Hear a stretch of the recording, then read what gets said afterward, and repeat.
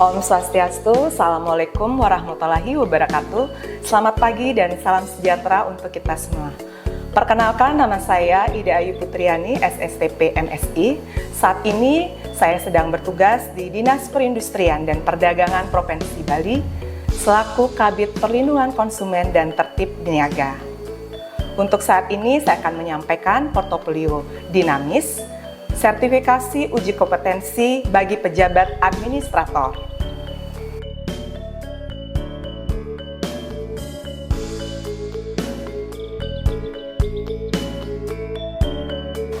Bali sebagai pulau dewata yang banyak sekali keunikannya, terutama keunikan tentang budaya Bali, kemudian keunikan tentang kerajinan Bali yang diperoleh dari seluruh masyarakat Bali.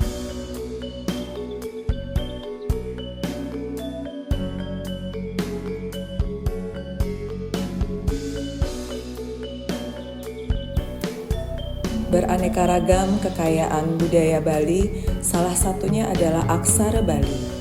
Aksara Bali adalah salah satu budaya lokal Bali karena merupakan sistem tulisan tradisional yang menjadi bagian dari sejarah, jati diri, dan identitas masyarakat Bali.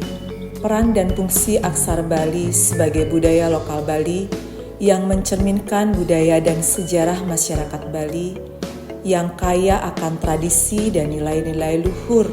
Bentuk aksara Bali yang unik dan artistik merupakan warisan budaya sekaligus berfungsi sebagai alat komunikasi dan juga media ekspresi seni. Sebagai implementasi dari Peraturan Daerah Provinsi Bali Nomor 5 Tahun 2022 tentang labelisasi produk dengan branding Bali dan juga Peraturan Gubernur Bali Nomor 80 Tahun 2018 tentang perlindungan dan penggunaan bahasa, aksara, sastra Bali serta penyelenggaraan Bulan Bahasa Bali.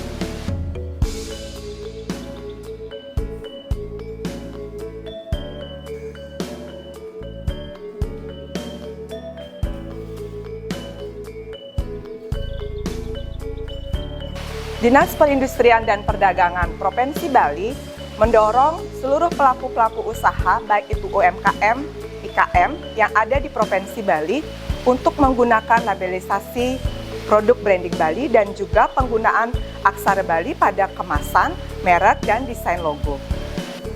Tujuan dari branding Bali adalah untuk memperkuat dan mengembangkan industri budaya lokal dan juga untuk perlindungan terhadap kekayaan budaya intelektual. Om Swastiastu, ibu-ibu, jegek-jegek semua. Gimana, laris? Astengkare. Ya, artinya Bali Bangkit ini bisa menggerakkan perekonomian Bali ya. Dan ini kan adalah produk-produk asli orang Bali dan budaya Bali. Nah, kami ingin perkenalkan, kami dari Dinas Perindustrian dan Perdagangan Provinsi Bali. Jadi kami ingin mendorong semua pelaku usaha untuk menggunakan labelisasi terkait dengan produk-produknya, mungkin sudah ya. Dan ini juga produk-produk ini kenapa dilabel menggunakan labelisasi Bali, branding Bali, itu bisa nanti ke depannya kita lakukan ekspor. Tidak hanya bisa dijual untuk di lingkup Bali saja, tapi juga untuk ekspor ke luar negeri. Itu yang pertama. Kemudian yang kedua, apabila ada produk-produk ini yang belum menggunakan bahasa atau aksara Bali, itu bisa datang ke kami. Kita ada layanannya gratis. Jadi tinggal datang aja ke Disperindak melalui Rumah Kreatif, namanya UPT Rumah Kreatif, itu gratis. Jadi semua produk-produk Bapak Ibu atau Ibu-ibu jegek-jegek Sami, semua produknya itu bisa di branding di sana, kemudian juga bisa menggunakan bahasa Bali secara gratis. Seperti ini Jadi harapan Tiang selaku Dinas Perindustrian Perdagangan ke depan mudah-mudahan dengan adanya IKM Bali Bangkit ini bisa menggerakkan seluruh sektor perekonomian yang ada di Bali.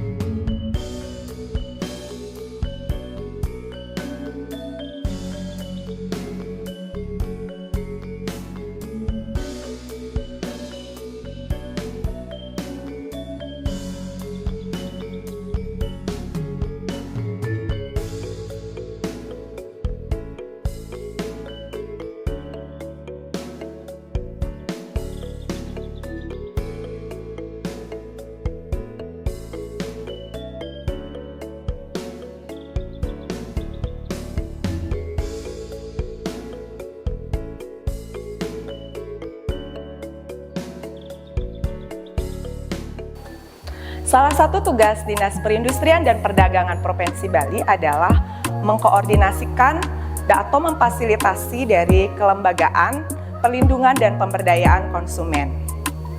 Sesuai dengan Undang-Undang 8 tahun 1999, yaitu tentang perlindungan konsumen.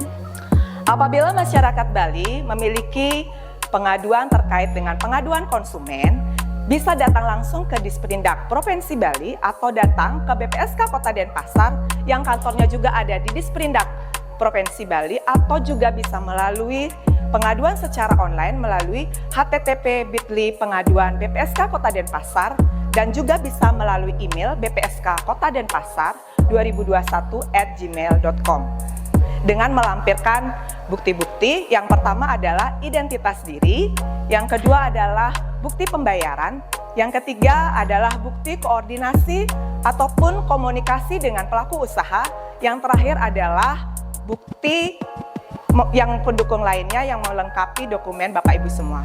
Untuk itu saya mengajak kepada seluruh masyarakat Bali, ayo kita menjadi konsumen yang cerdas sehingga kita tidak akan melakukan sengketa konsumen.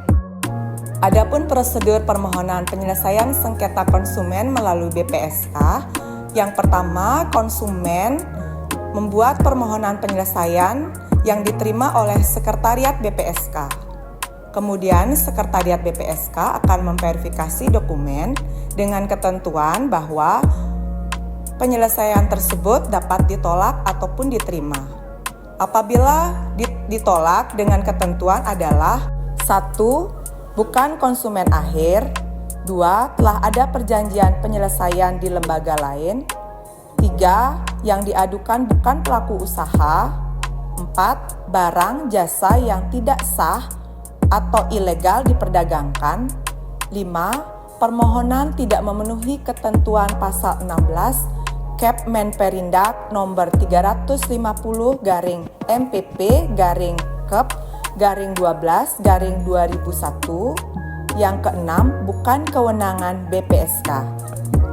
Kemudian apabila dokumen tersebut dapat diterima dengan ketentuan: 1. Adanya kerugian material. Yang kedua, konsumen akhir. Yang ketiga, yang diadukan adalah pelaku usaha. Yang keempat, barang atau jasa yang sah legal diperdagangkan. Setelah dokumen tersebut selesai diverifikasi, selanjutnya dilaporkan kepada Ketua BPSK. Ketua BPSK akan melakukan pemanggilan antara konsumen dan pelaku usaha maksimal 3 hari sejak permohonan diterima. Selanjutnya, tahap selanjutnya akan dilakukan persidangan untuk melakukan penyelesaian sengketa konsumen dengan pelaku usaha.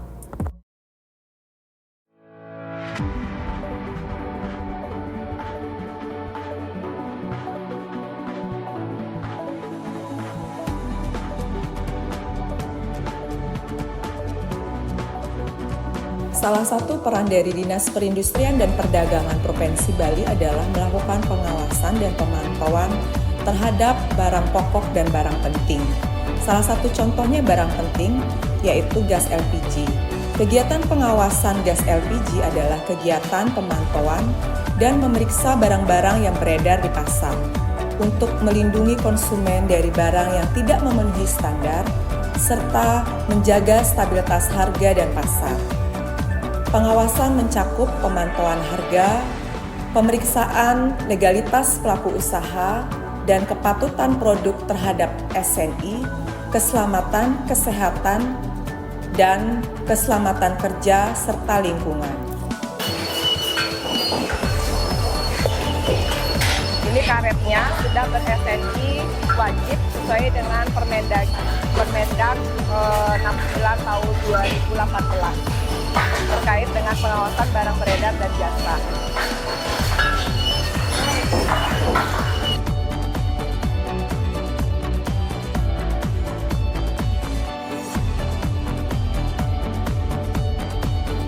Pengawasan gas LPG melibatkan berbagai pihak yang terkait untuk memastikan distribusi tepat pada sasaran serta sesuai dengan harga HET berdasarkan Peraturan Gubernur Bali Nomor 63 Tahun 2022 tentang perubahan ketiga Peraturan Gubernur Nomor 48 Tahun 2014 tentang HET LPG tabung 3 kg.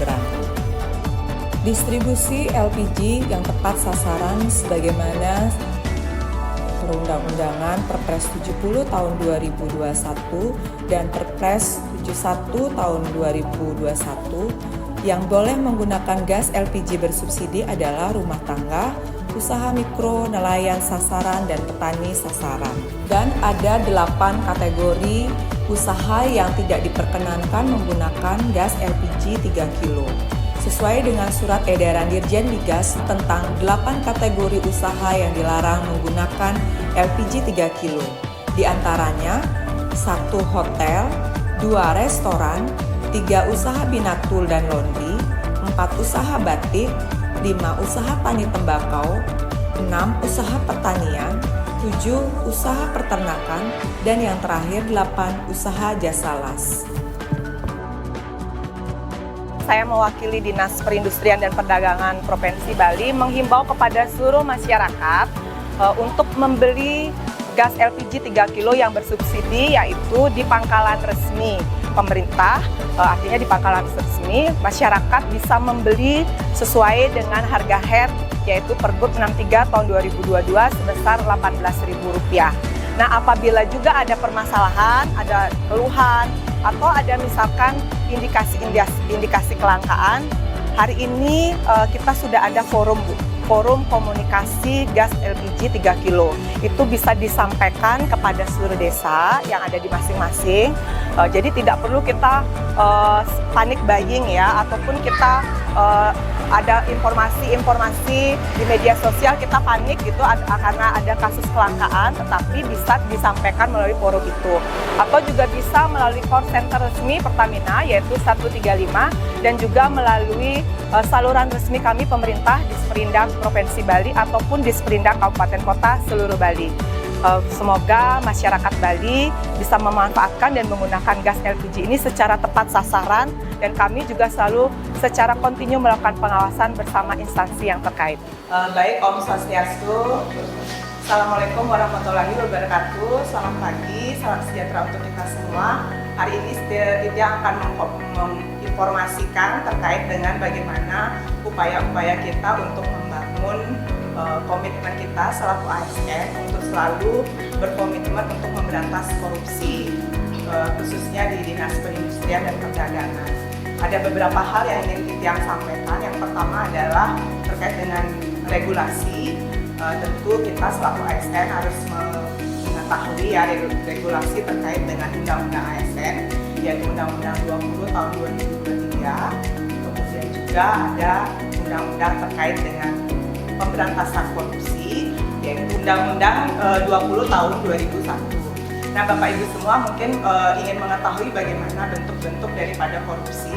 Bentuk-bentuknya sesuai dengan Undang-Undang 20 tahun 2001. Yang pertama adalah adanya suap menyuap, kemudian yang kedua adanya gratifikasi, kemudian yang ketiga misalkan bentuknya adalah penyelewengan jabatan ataupun pemanfaatan jabatan, kemudian yang terakhir adanya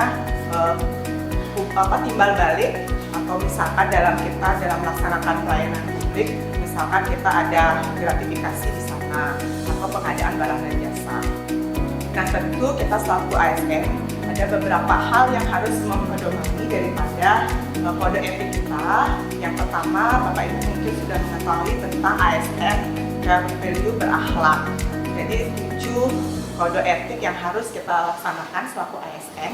Yang pertama adalah berorientasi pada pelayanan. Kemudian yang kedua adalah kompeten, akuntabel. Yang keempat adalah loyal. Yang kelima adalah harmonis. Yang keenam adalah adaptif. Yang ketujuh adalah kolaboratif. Nah, kenapa kode etik ini mendasari kita dalam perilaku ASN? Yang pertama tujuannya adalah untuk meningkatkan integritas kita selaku pegawai ataupun ASN. Kemudian yang kedua adalah untuk meningkatkan profesionalisme kita. Kemudian yang ketiga adalah untuk membangun kepercayaan publik. Dan yang terakhir adalah kata kuncinya adalah substansinya adalah bagaimana kita berupaya untuk terus membangun komitmen memberantas korupsi. Jadi seperti itu. Dan best practice-nya di Dinas Perindustrian dan Perdagangan bagaimana kita memberikan pelayanan publik supaya tidak melakukan hal-hal yang menimbulkan korupsi, misalkan ada pemberian hadiah, kemudian ada gratifikasi dan lain sebagainya.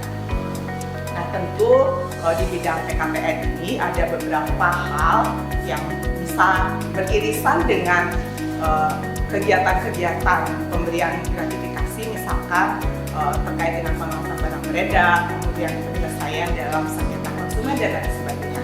Artinya kita berkomitmen supaya kegiatan-kegiatan yang dilaksanakan itu bebas dari suap dan pungli, seperti itu. Bapak Ibu semua, kita hari ini saya selaku Kabid daripada perlindungan konsumen dan tertib niaga mengajak kepada kita semua untuk selalu berkomitmen membangun budaya anti korupsi di seluruh lini, terutama di Dinas Perindustrian dan Perdagangan. Korupsi, tolak. Gratifikasi, tolak. Integritas, yes. Jujur, freedom, pasti bisa.